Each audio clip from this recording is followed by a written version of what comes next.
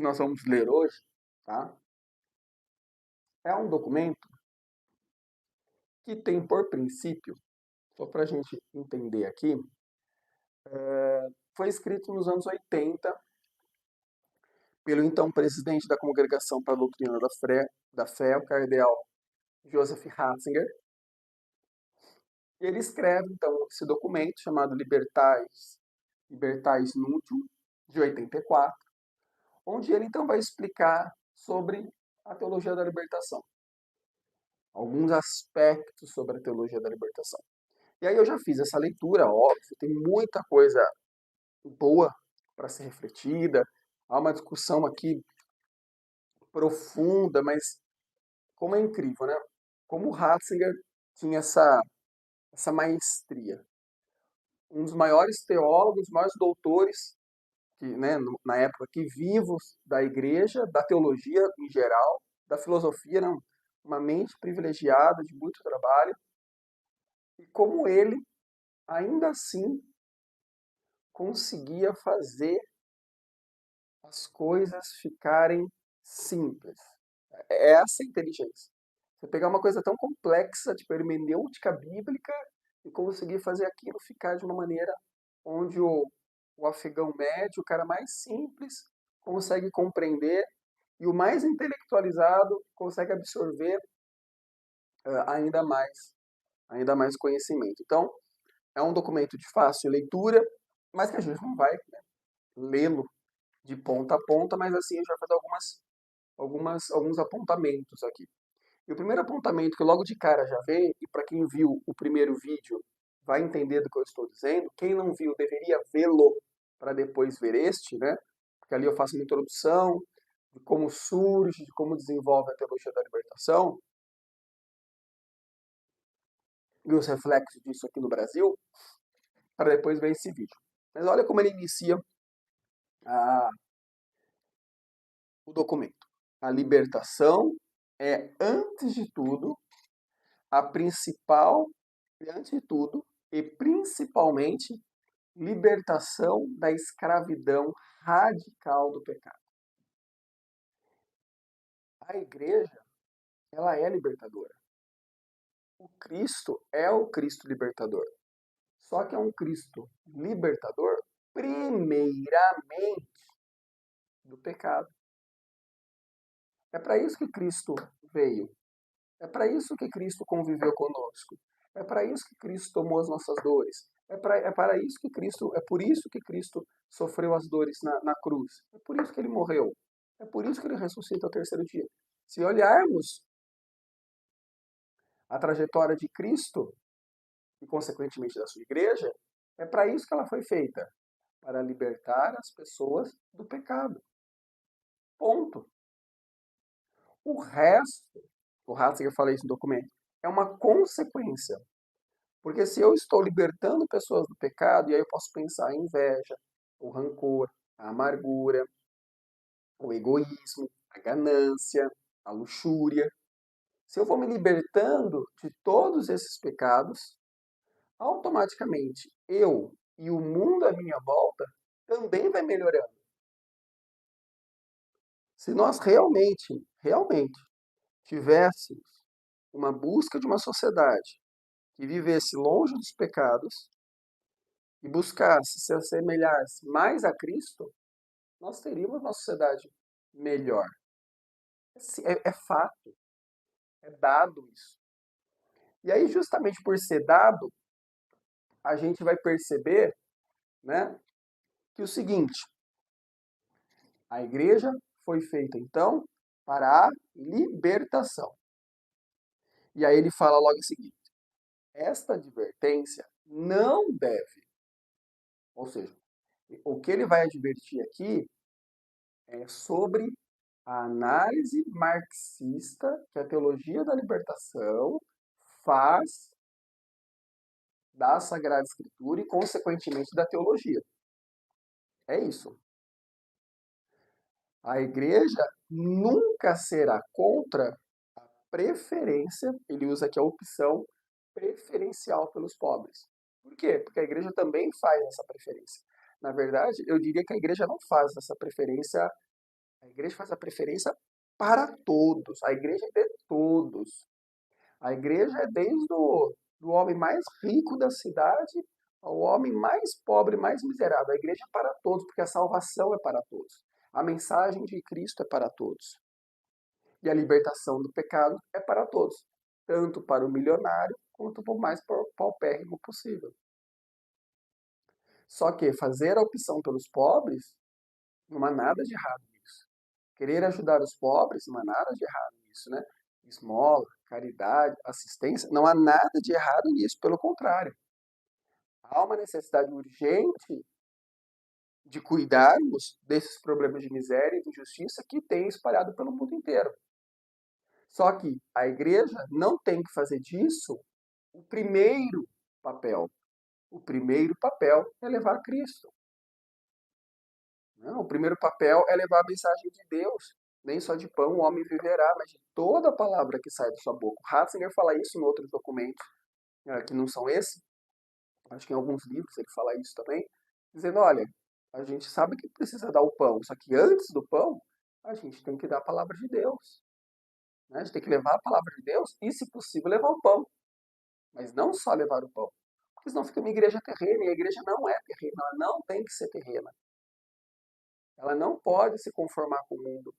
E ela não pode estar em acordo com o mundo, porque se a igreja está em acordo com o mundo, ela deixa, de certa forma, de ser igreja. Porque a sua função é nos levar para o alto. Essa é a grande função. A função do sacerdote é nos levar para o céu. Lembra-se, quem assistiu o primeiro vídeo vai entender o que eu estou dizendo. O que o Leonardo Boff faz? Tira um sarro desses canais de televisão aí católicos devocionais.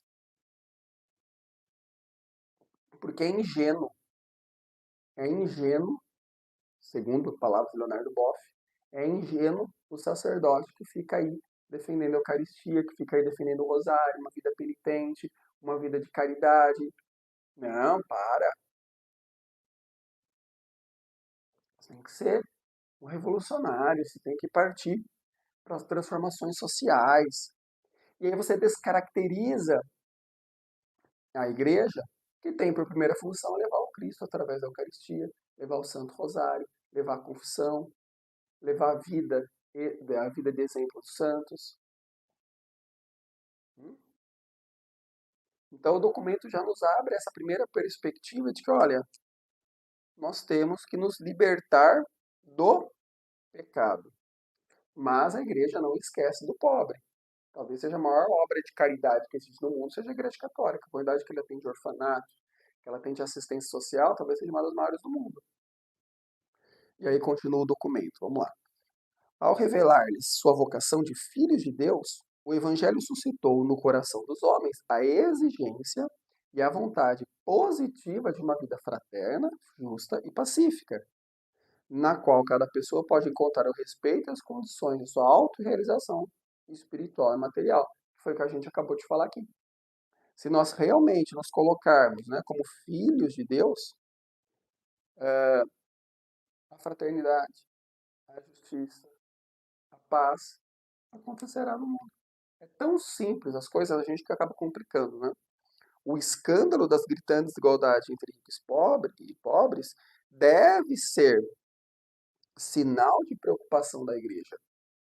Né? A igreja tem que anunciar que tem gente passando fome, que tem miséria, que existe uma ganância no mundo. É função da igreja. Só que, lembrem-se, não é primeiro. A discussão sempre é essa. Qual é a função? E a função da igreja não é essa.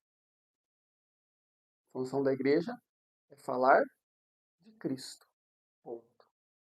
Porque senão, e essa é a discussão do documento, o como fica torto. O como é o problema, vai dizer o Ratzinger. Perscruta o sentido da aspiração profunda dos povos pela justiça, mas, ao mesmo tempo, que se examinem com um discernimento crítico as expressões teóricas e práticas que são componentes dessa aspiração, que é o como. Qual prática eu estou fazendo para falar do pobre? Qual prática eu estou fazendo para ajudar aquela pessoa que é pobre deixar de ser pobre, né? Deixar de ser miserável. E esse é o como. E é essa crítica que a Santa Sé faz à teologia da libertação. Quando ela decide fazer esse como pela política, ela não está sendo mais igreja. Ela está sendo uma ONG, ela está sendo um partido, ela está sendo qualquer coisa, menos a igreja. A aspiração pela libertação, como o próprio termo indica, refere-se a um texto fundamental do Antigo e do Novo Testamento. Por isso, tomada em si mesma, a expressão teologia da libertação é uma expressão perfeitamente válida, claro. Deus liberta o povo do Egito, da escravidão. Cristo liberta o homem do pecado. A igreja é libertadora, como a gente vem falando aqui. Mas ela não é só isso. Ela é isso quando olhado para o mundo do pecado, quando ela é olhada para o mundo do erro, quando ela olha para o mundo dos vícios.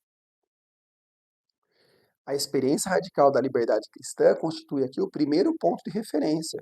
Cristo, nosso libertador, libertou-nos do pecado e da escravidão da lei e da carne, que constitui a marca da condição do homem pecador. É, pois, a vida nova da graça, fruto da justificação, que nos torna livres. Isto significa que a mais radical das escravidões é a escravidão do pecado. As demais formas de escravidão encontram, pois, na escravidão do pecado, a sua raiz mais profunda, que foi o que a gente acabou de falar aqui. Que se realmente nós buscássemos viver uma vida em graça, buscássemos viver uma vida sem pecado, metade, se não todos os problemas que estão por aí deixariam de existir. Por quê? Porque nós teríamos o princípio evangélico como norte para a ação, como norte para a nossa vida. Aí o documento faz toda uma concepção do êxodo, falando de libertação e tudo mais, mas a gente passa para não ficar um vídeo muito longo, né? Ficar uma aula muito grande. Não se pode, tampouco, situar o mal unicamente ou principalmente nas estruturas econômicas, sociais ou políticas, como se todos os outros males derivassem dessas estruturas, como de sua causa. Neste caso, a criação de um homem novo dependeria da instauração de estruturas econômicas e sociais políticas diferentes. Qual é o grande problema da teologia da libertação? É que ela olha num olhar marxista para a história, ela olha para a sociedade dizendo, olha, o problema são as estruturas econômicas e sociais. Traduzindo, o problema é a luta de classes. E essa luta de classes consegue ser vencida se nós, enquanto católicos, fizermos uma revolução. O que você está fazendo aqui? Você está tirando o mal do mundo. Que mal é esse? Você está tirando o mal metafísico, você está tirando o mal do demônio, o mal enquanto mal. Você está transformando esse mal em apenas materialidade, como se toda maldade se resumisse a isso, mas não. Essa maldade material, econômica, social, é uma maldade que surge depois. Por quê? Anteriormente, você tem o mal do ser humano, de preferir o pecado, de preferir o vício, de preferir a carne do que a graça, a santificação. Olha como a igreja é sábia. Se eu tenho um bom católico, automaticamente eu tenho gente menos mesquinha, menos preocupada com as coisas materiais.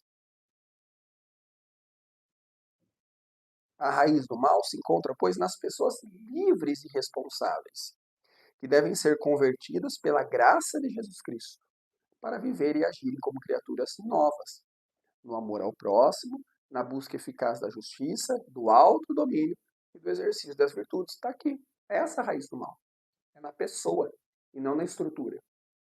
Porque se eu corrijo a pessoa, né, se aquela pessoa busca uma vida santa, aos moldes de milhares e milhares de exemplos de santos que nós temos por aí, que buscam a confissão, que buscam uma vida virtuosa, que buscam uma vida equilibrada, que buscam a Eucaristia, todas as mazelas do mundo diminuem. porque aquela pessoa é o agente do ato, né? É ela que gera, é ela que faz a desigualdade acontecer. Ah, e aí ele fala mais um pouquinho aqui, ó, sobre a análise marxista. Vamos lá. Que o conhecimento científico da situação e dos possíveis caminhos de transformação social seja o pressuposto de uma ação capaz de levar os objetivos prefixados é evidente.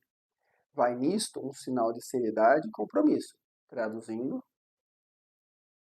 o conhecimento científico é importante. O conhecimento científico tem legitimidade. O problema é que o marxismo assumiu o termo científico para validar uma teoria que de científica não tem nada. O materialismo histórico, o socialismo científico, tem como base uma leitura da sociedade de maneira científica, positivada, e de que se aquilo acontecer, o mundo vai ser Y. Só que a realidade demonstrou que de científico aquilo não tem nada, é só um marketing mesmo, é só uma propaganda para validar uma teoria, porque está se dizendo que ela é científica.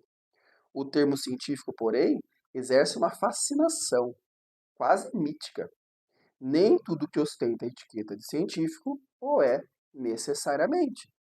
O pensamento de Marx constitui uma concepção totalizante do mundo, no qual numerosos dados de observação e de análise descritiva são integrados numa estrutura filosófica e ideológica que determina a significação e a importância relativa que se lhe atribui, ou seja, só é possível compreender o mundo com base com os olhos do marxismo. Se você quiser compreender o mundo com os olhos não marxistas, você não está compreendendo a história de maneira verdadeira. É como se a gente dissesse assim, olha, só existe verdade se você olhar por esse ponto, com esses conceitos, com essa chave. Se você, porventura, querer olhar o mundo por outro lado, com os outros conceitos, com outras perspectivas e outras chaves, você está errado, você é, você é leviano, você é ignorante, você não sabe o que está fazendo. Seria ilusório e perigoso chegar ao ponto de esquecer o vínculo estreito que os liga radicalmente em aceitar os elementos da análise marxista sem reconhecer suas relações com a ideologia. E aí está o problema, porque o marxismo se torna uma ideologia. O marxismo pode se tornar uma religião civil, como o comunismo, o fascismo, o nazismo. Se você olhar ali na sua estrutura, parece muito mais uma grande religião do que realmente apenas uma estrutura política.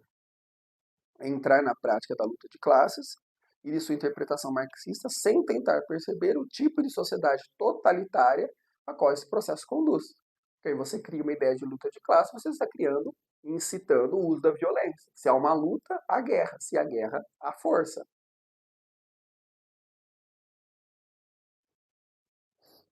É a luz da fé que fornece à teologia seus princípios. Lembra que o Leonardo Boff falou que a teologia da libertação não veio do céu.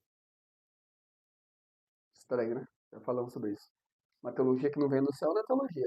E não foi feita por inspirada, veio dos homens. Então é materialidade pura, meu Deus do céu, na teologia. Por isso, a utilização por parte dos teólogos de elementos filosóficos ou das ciências humanas tem um valor instrumental e deve ser objeto de um discernimento crítico de natureza teológica. Então, olha lá, você pega o teólogo, ele vai olhar a Sagrada Escritura, ele vai olhar a tradição da igreja, e ele está usando uma chave interpretativa filosófica, ou sociológica, ou psicológica, ele sempre tem que ter muito claro o equilíbrio disso. Por quê?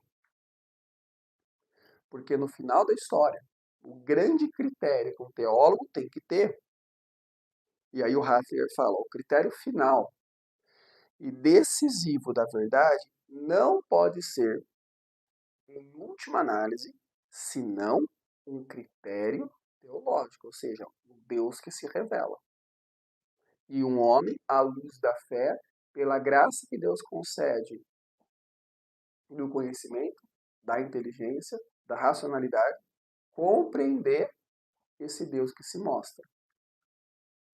O contrário disso não é teologia. Né? Não é teologia. Esta concepção totalizante impõe assim a sua lógica e leva as teologias da libertação a aceitar um conjunto de posições incompatíveis com a visão cristã do homem. Com efeito, o núcleo ideológico tomado do marxismo e que serve de ponto de referência exerce a função de princípio determinante. Este papel lhe é confiado em virtude de qualificação do científico, quer dizer, de necessariamente verdadeiro, que lhe é atribuído. Ou seja, só quem participa do marxismo, só quem está dentro, pode possuir uma análise correta da sociedade. Então, se você não é marxista, você já está errado só por não ser marxista. Então, sim, eu sei que já perguntou, então como fica a verdade? Não fica. Se a verdade ela só pode ser acessada naquela ótica, e se eu olho por fora daquela ótica ela é mentirosa, então não é uma verdade. Porque uma verdade é verdade em todos os métodos, em todas as formas de acesso. A consciência verdadeira é, pois, uma consciência partidarista. Pelo que se vê, é a própria concepção da verdade que aqui está em causa e que se encontra totalmente subvertida. Não existe verdade, a não ser na e pela praxis partidarista. Então, só vai existir um verdadeiro teólogo, só vai existir um verdadeiro sacerdote, só vai existir um verdadeiro católico se ele olhar para a sociedade, vendo aí as estruturas econômicas, sociais, aquilo que o Marx chama de estrutura e infraestrutura e superestrutura, e a partir disso usar-se de Cristo como um grande revolucionário que veio fazer a transformação do reino. Só que o reino nosso não é deste mundo. O reino nosso é o reino dos céus. O nosso reino é a salvação. O nosso reino é a vida eterna. Hum? A lei fundamental da história, que é a lei da luta de classes, implica que a sociedade esteja fundada sobre a violência. A violência que constitui a relação de dominação dos ricos sobre os pobres. Deverá responder contra a violência revolucionária, mediante a qual essa relação será invertida. Eu vou terminar o texto, aí eu explico, tá? A luta de classe é, pois, apresentada como uma lei objetiva e necessária. Ao entrar no seu processo, do lado dos oprimidos, faz-se, né? Fazer, face a verdade. Age-se cientificamente. Em consequência, a concepção da verdade vai de par com a afirmação da violência necessária. E por isso com o do amoralismo político. Porque o que é a política? A política é a não violência. A política é a discussão, o debate de ideias, o sentar na mesa, o refletir. Vamos pensar dessa forma. Quando eu uso da violência, eu estou sendo apolítico. Estou sendo não político. E aí cria-se uma legitimação de que aqueles que estão oprimidos podem ser apolíticos, ou seja, podem fazer violência porque eles estão no lado certo da história. Quando se assume essas teses de origem marxista, é em particular a própria natureza da ética que é radicalmente questionada. De fato, o caráter transcendente da distinção entre o bem e o mal, o princípio da moralidade, encontra-se implicitamente negado na ótica da luta de classe. Por quê? Porque só vai ser bom e só vai ser mal dependendo do lado que você está.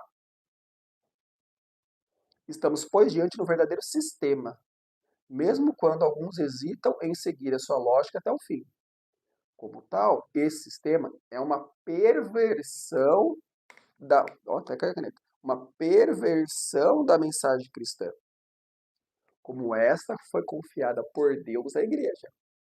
Esta mensagem se encontra, pois, posta em xeque na sua globalidade pelas teologias da libertação. Perverte-se a realidade cristã. Perverte-se a mensagem do Evangelho, que coloca Cristo como um partidarista. Hum? Mas as teologias da libertação, que têm o mérito de haver revalorizado os grandes textos dos profetas e do Evangelho acerca da defesa dos pobres, passam a fazer uma amálgama pernicioso entre pobre da Escritura e proletariado de Marx.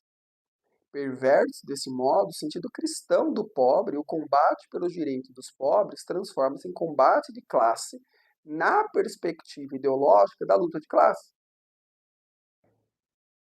A igreja dos pobres significa, então, a igreja classista, que tomou consciência das necessidades da luta revolucionária como etapa para a libertação e que celebra essa libertação na sua liturgia. Ou seja, há um erro aqui monumental. Né? O Ratzinger está falando, olha, não é isso, a igreja não é um lugar para se tomar consciência de classe. A consciência que você tem que tomar quando você vai à igreja é que você é um pecador, que você tem que amar mais a Deus, que você tem que pedir mais a intercessão do Espírito Santo. É essa a função da igreja. Você ser humilde, você ajudar as pessoas, você ser um bom marido, uma boa esposa, um bom filho, um bom cidadão. Ver a verdade, conhecer a verdade, saber o que é certo, saber o que é errado, ter uma moral. É isso. O que sai disso não é mais igreja. Agora, quando eu olho o mundo a partir de toda essa perspectiva, eu ainda sou igreja. Porque a igreja olha para a política, óbvio, a igreja olha para as desigualdades, a igreja olha para os problemas do mundo, mas ela olha para os problemas do mundo à luz do evangelho. O que acontece ali é o inverso. É um mundo, a materialidade marxista, usando da ótica cristã para validar uma ótica materialista, terrena, que é a ótica marxista. A igreja é para todos. Né? O padre não faz política no altar, o padre celebra a Eucaristia, o padre anuncia Cristo, o padre explica as Escrituras e não faz discurso político. Né? Não é um palanque aquilo lá, meu Deus. Termina-se. Com efeito, esses teólogos, mais ou menos conscientemente, partem do pressuposto de que o ponto de vista da classe oprimida e revolucionária, que seria o mesmo deles, constitui o único ponto de vista da verdade. Os critérios teológicos da verdade vêm-se, desse modo, relativizados e subordinados aos imperativos da luta de classe. Nessa perspectiva, diz Ratzinger, substitui-se a ortodoxia, como regra correta da fé, pela ideia da ortopraxis, como critério da verdade. Traduzindo, a verdade ela não está em Deus e revela-se para nós, mas eu acesso a verdade através de uma leitura marxista dizendo que Cristo veio libertar o povo de Jerusalém, que Cristo veio combater os gananciosos, os poderosos, e nós, enquanto igreja, temos que lutar contra o capitalismo e contra as pessoas que têm muito dinheiro. Você é pobre por... Não é essa a função sua, meu sacerdote. A nova hermenêutica inserida na teologia da libertação conduz a uma releitura essencialmente política das Escrituras. É assim que se atribui a máxima importância ao acontecimento do Êxodo, enquanto libertação da escravidão política. Propõe-se igualmente uma leitura política do Magnífica. O erro aqui não está em privilegiar uma dimensão política das narrações bíblicas, mas em fazer desta dimensão a dimensão principal e exclusiva, o qual leva uma leitura redutiva da Escritura. Então você olha por isso e fala assim, olha, é só ali Moisés, como grande líder político, um grande militante, fazendo uma revolução dentro do Egito, tirando aquele povo de lá. Quem assim procede, coloca-se por isso mesmo na perspectiva de um messianismo temporal. E o messianismo da igreja não é um messianismo temporal. O messianismo da igreja é o messianismo de Cristo. Ou seja, Cristo voltará. Cristo voltará. Que é uma das expressões mais radicais da secularização do reino de Deus e de sua absorção na imanência da história humana. Então você pega toda a transcendência, tudo aquilo que é mistério, e reduz a materialidade, reduz a uma ação política, reduz a sociedade, reduz a estrutura econômica e social. Somente a partir da tarefa evangelizadora, tomada em sua integridade, e aí o Ratzinger dando as orientações, tá? Se compreende as exigências de uma promoção humana e de uma libertação autêntica. Essa libertação tem como pilares indispensáveis a verdade sobre Jesus Cristo, o Salvador, a verdade sobre a igreja, a verdade sobre o homem e sobre a sua dignidade. E a luz das bem-aventuranças, da bem-aventurança dos pobres de coração, em primeiro lugar, que a igreja, desejosa de ser no mundo inteiro a igreja dos pobres, quer servir a nobre causa da verdade e da justiça. Quem é a igreja dos pobres? A igreja do pobre é todo aquele que se reconhece pecador. A igreja do pobre é aquele que se reconhece que é indigno de tamanho amor. Essa é a igreja dos pobres. Eu posso andar de BMW, eu posso andar de Ferrari e ainda assim pertencer à igreja dos pobres. Hum? Ela se dirige a cada homem e por isso mesmo a todos os homens. Ela é a igreja universal, a igreja do mistério da encarnação. Não é a igreja de uma classe ou de uma só casta. Ela fala em nome da própria verdade. Esta verdade é realista. Ela leva o tom em conta cada realidade humana, cada injustiça, cada tensão, cada luta. Então, a igreja é para todos. A luta de classes como caminho para uma sociedade sem classes é um mito que impede as reformas e agrava a miséria e as injustiças. Aqueles que se deixam fascinar por este mito deveriam refletir sobre as experiências históricas amargas às quais ela conduziu. Veja o comunismo lá, por exemplo. Compreenderiam então que não se trata de modo algum de abandonar uma via eficaz de luta em prol dos pobres em troca de um ideal desprovido de efeito. Trata-se, pelo contrário, de libertar-se de uma miragem para se apoiar no Evangelho e na sua força de realização. Ou seja, fica muito claro aqui para nós, então, que uma teologia que faz política não é teologia. Uma teologia que tem análise marxista não é uma teologia. Por isso que ser marxista e ser católico, as coisas não encaixam. Ou o cara ser comunista, ser católico, não encaixa aí. Parece que não soa bem. Tá bom? Gente, é isso. Vale a pena ler o documento. Acho que eu vou lembrar de deixar o link aí embaixo na descrição. Tem um outro documento também da igreja, excelente, que fala só sobre o conceito de liberdade, né, o que vem a ser a liberdade. Então, quem sabe a gente possa fazer também um vídeo sobre isso, mas no futuro não muito distante. Curta os nossos vídeos, acompanhe-nos, né, ative as notificações ali, né, siga-nos. Tem vídeo quase todo dia, né? Todo dia a gente está colocando um vídeo novo, seja filosófico, seja teológico, mas sempre pautando, né, mirando a realidade, né, querendo ser um ser humano real, verdadeiro, que busca uma vida que vale a pena ser vivida. Tá bom? Um abraço, Deus abençoe a todos. Até a próxima.